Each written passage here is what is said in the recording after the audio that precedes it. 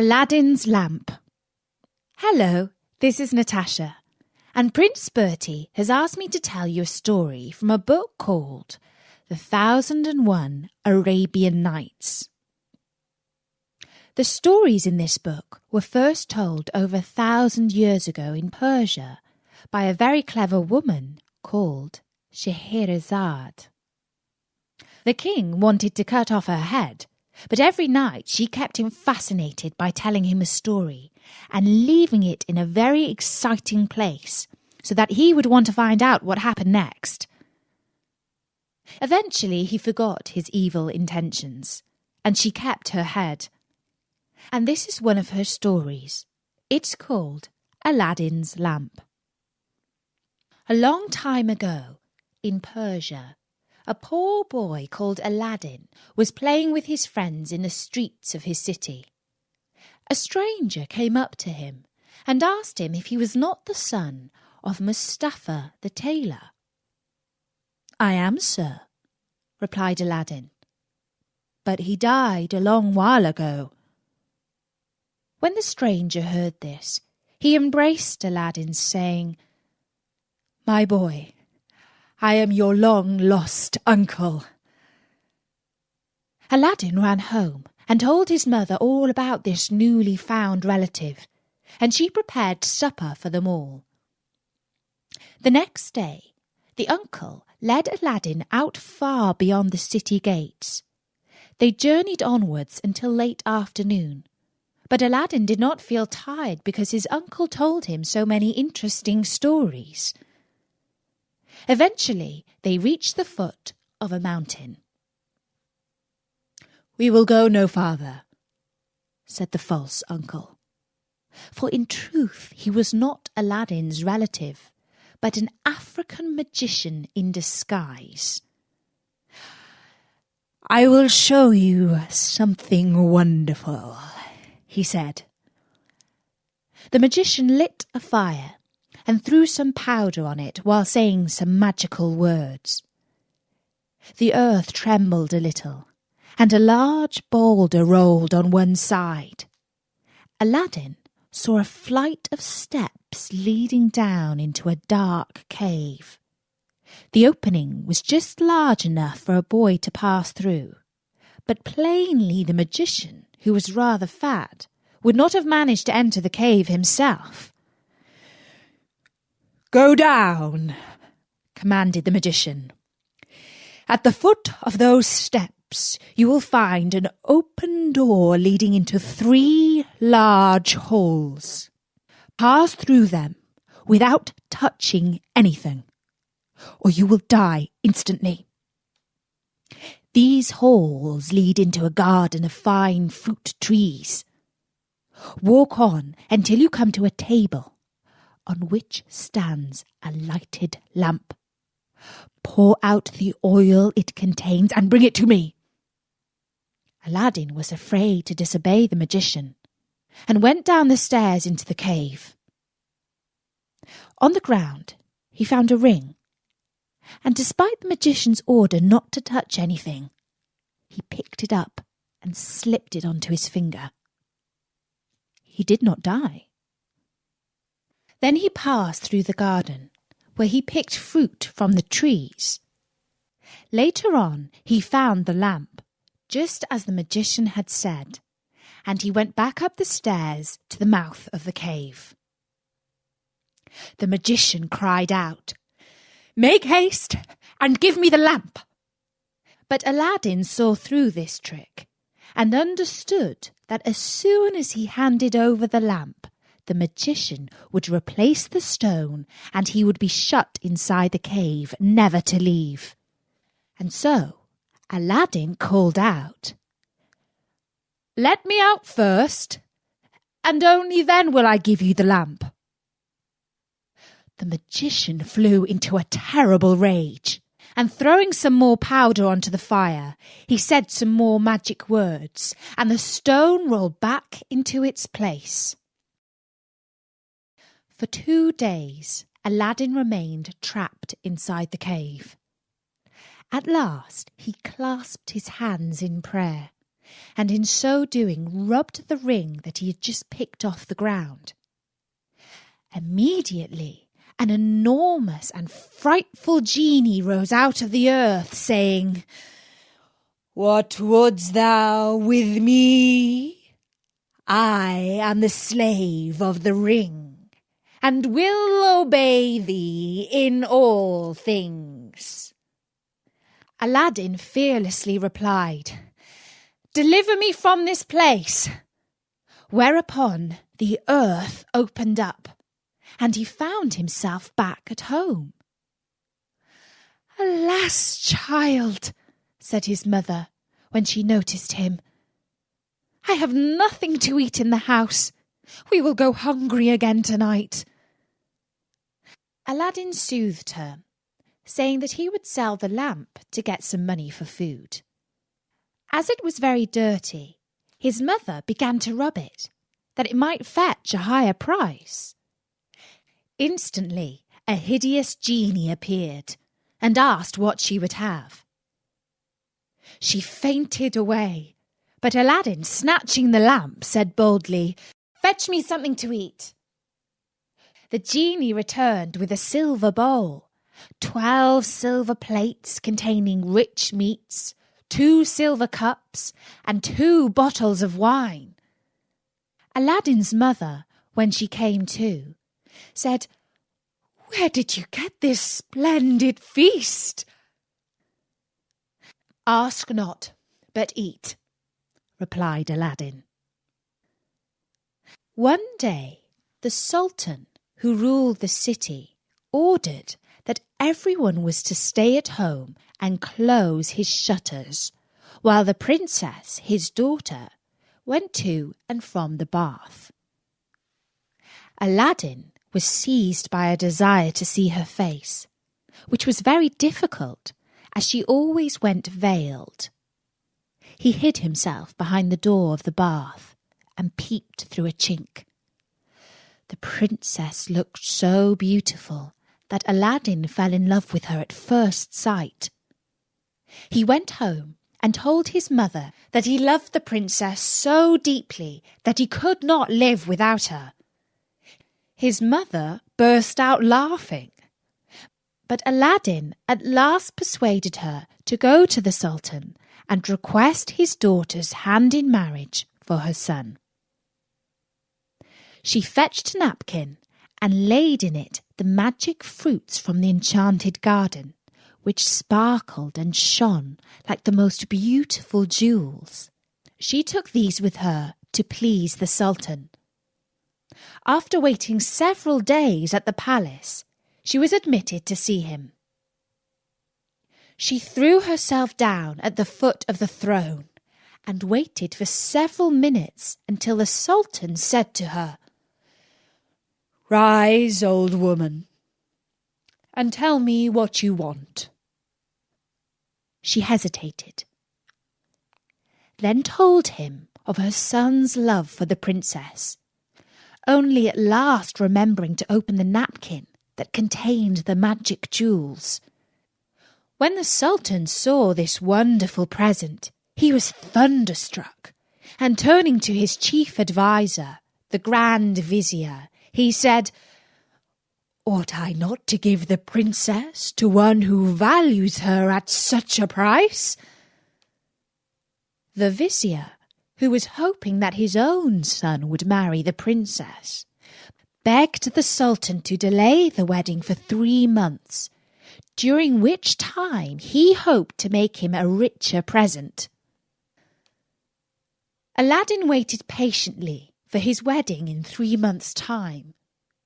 But after 2 months, his mother, going into the city to buy oil, found everyone rejoicing, and asked what was going on.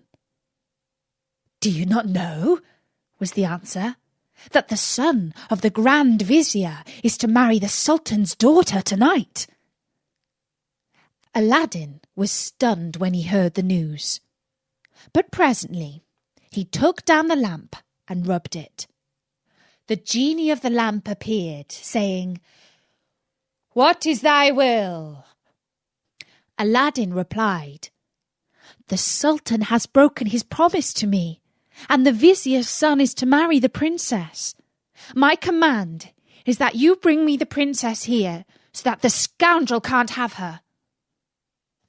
"Your wish is my command," said the genie, and in an instant the princess was sitting in Aladdin's room, still wearing her wedding dress. He told her not to be afraid, but she was utterly confused and quite terrified. The next morning, the genie took her back to the palace.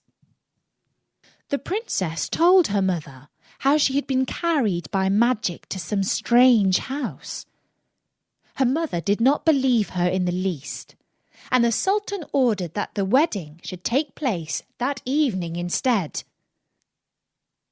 The following night, exactly the same thing happened. The Sultan was furious and even considered having his daughter's head cut off. He summoned the vizier's son. "Plainly, my daughter is hiding from you," he said. "Do you still wish to marry her?" "Well," said the young man, who was very proud and arrogant, "if the princess does not obey her father, the great Sultan, what hope is there that she will make me a good wife? I give up my claim over her. Better that she marry the poorest beggar, if that's what she wants." When the 3 months were over, Aladdin sent his mother to remind the Sultan of his promise. She stood in the same place as before, and the Sultan, on seeing her poverty, felt less inclined than ever to keep his word. The vizier had advised him to set so high a value on the princess that no man living could come up to it. The Sultan then turned to Aladdin's mother, saying, "Good woman, a sultan must remember his promises, and I will remember mine. But your son must first send me 40 basins of gold full of jewels. Tell him that I await his answer." When he heard this, Aladdin summoned up his genie, and soon 80 slaves, splendidly dressed, were awaiting in the alleyway outside his house. The slaves were carrying 40 golden basins, brimming with jewels. Aladdin mounted his horse and passed through the streets, the slaves strewing gold as they went. When the Sultan saw him, he came down from his throne, embraced him, and led him into a hall where a great feast was spread, intending to marry him to the princess that very day. But Aladdin refused, saying, "I must build a palace fit for her," and took his leave. Once home, he said to the genie, "Build me a palace of the finest marble, with 24 windows set with jasper, agate, and other precious stones." At night, the princess said goodbye to her father and set out for Aladdin's palace, with his mother at her side and followed by the 100 slaves. She was charmed at the sight of Aladdin, who ran to receive her. "Princess," he said, "blame your beauty for my boldness, if I have displeased you." After the wedding had taken place, Aladdin led her into the hall, where a feast was spread, and she supped with him, after which they danced until midnight. But far away in Africa, the magician remembered Aladdin, and by his magic arts discovered that instead of perishing miserably in the cave, he had escaped and had married a princess. He travelled night and day until he reached the city of Persia, where Aladdin lived. Half mad with rage, he was determined to get hold of the lamp, and again plunge Aladdin into the deepest poverty. Unluckily, Aladdin had gone a-hunting for 8 days, which gave the magician plenty of time. He bought 12 copper lamps, put them into a basket, and went to the palace, crying, "New lamps for old!" Followed by a jeering crowd, laughing to see an old fool trying to exchange fine new lamps for old ones. One of the palace slaves said to the princess, "There's an old lamp on the cornice there which he can have." Now this was the magic lamp, which Aladdin had left there, as he could not take it out hunting with him. The princess, not knowing its value, went and said to the magician, "Give me a new lamp for this." He snatched it amid the jeers of the crowd. Little he cared. He went out of the city gates to a lonely place, where he pulled out the lamp and rubbed it. The genie appeared, and at the magician's command carried him, together with the palace and the princess in it, to far-off Africa. Next morning, the Sultan looked out of his window toward Aladdin's palace and rubbed his eyes. It was gone. The vizier put the strange disappearance of the palace and his daughter down to black magic, and the Sultan believed him. He sent 30 men on horseback to fetch Aladdin in chains. "False wretch," said the Sultan, "where is my palace and my daughter?" Aladdin had no answer, but begged to be given 40 days to discover the cause of the disaster. This the Sultan granted. For 3 days Aladdin wandered about like a madman, asking everyone what had become of his palace, but they only laughed or pitied him. He came to the banks of a river and knelt down to say his prayers before throwing himself in. In so doing, he rubbed the magic ring he still wore. The genie appeared and asked his will. "Save my life, genie," said Aladdin. "Bring my palace back." "That is not in my power," said the genie. "I am only the slave of the ring. You must ask him of the lamp." "Even so," said Aladdin, "but thou canst take me to the palace and set me down under my dear wife's window." He at once found himself in Africa, under the window of the princess. That morning the princess rose early and opened the window, and at the noise she made, Aladdin looked up. She was astonished and delighted to see her dear husband's face. After he had kissed her, Aladdin said, "I beg of you, princess, in God's name, tell me what has become of my old lamp." "Alas," she said, "I am the innocent cause of our sorrows." And she told him of the exchange of the lamp. Aladdin comforted her and gave her a small bottle containing a certain powder. "Put on your most beautiful dress," he said to her, "and receive the magician with smiles, leading him to believe that you have forgotten me. Invite him to sup with you, and say you wish to taste the wine of his country. He will go for some wine, and while he is gone, I will tell you what to do." That evening she received the magician, saying to his great amazement, "I have made my mind up that Aladdin is dead, and that all my tears will not bring him back to me. So I am resolved to mourn no more, and have therefore invited you to sup with me.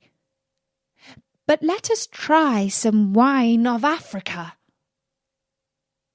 The magician flew into his cellar, and the princess put the powder Aladdin had given her into his cup. When he returned, the magician made her a speech in praise of her beauty. But the princess cut him short, saying, "Let us drink first, and you shall say what you want afterward." She set her cup to her lips and kept it there, while the magician drained his to the dregs and fell back lifeless. Aladdin came into the room, went to the dead magician, took the lamp out of his clothes, and bade the genie carry the palace and all in it back to Persia. This was done in an instant. The Sultan, who was sitting in his chamber mourning for his lost daughter, happened to look up and rubbed his eyes, for there stood the palace as before. He hastened to it, and Aladdin received him with the princess at his side. He told him what had happened, and showed him the dead body of the magician, that he might believe. A 10 days' feast was proclaimed, and it seemed as if Aladdin might now live the rest of his life in peace. But it was not to be. The African magician had a younger brother, who was, if possible, more wicked and cunning than himself.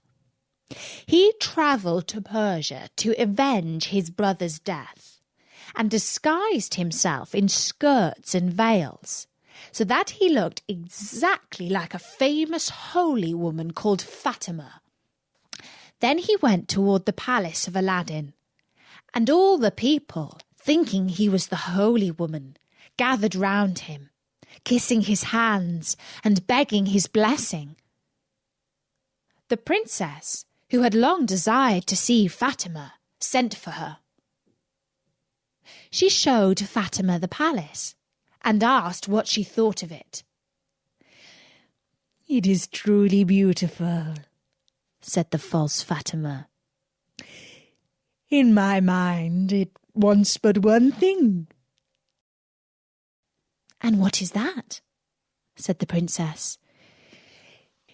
"If only a roc's egg," replied he, "were hung up from the middle of this dome, it would be the wonder of the world." After this, the princess could think of nothing but the roc's egg. And when Aladdin returned from hunting, he found her in a very ill mood. She told him that all her pleasure in the hall was spoilt for the want of a roc's egg hanging from the dome. "If that is all," replied Aladdin, "you shall soon be happy." He left her and rubbed the lamp, and when the genie appeared, commanded him to bring a roc's egg. The genie gave such a loud and terrible shriek that the hall shook. "Wretch!" he cried. "Is it not enough that I have done everything for you, but you must command me to bring my master and hang him up in the midst of this dome? You and your wife and your palace deserve to be burned to ashes. But that this request does not come from you, but from the brother of the African magician whom you destroyed. He is now in your palace disguised as the holy woman. He it was who put that wish into your wife's head. Take care of yourself, for he means to kill you." So saying, the genie disappeared. Aladdin went back to the princess, saying his head ached, and requesting that the holy Fatima should be fetched to lay his hands on it. But when the magician came near, Aladdin, seizing his dagger, pierced him to the heart. "What have you done?" cried the princess. "You have killed the holy woman." "Not so," replied Aladdin, "but a wicked magician," and told her of how she had been deceived. After this, Aladdin and his wife lived in peace. He succeeded the Sultan when he died, and reigned for many years, leaving behind him a long line of kings. And that was the story of Aladdin's lamp from the 1001 Arabian Nights.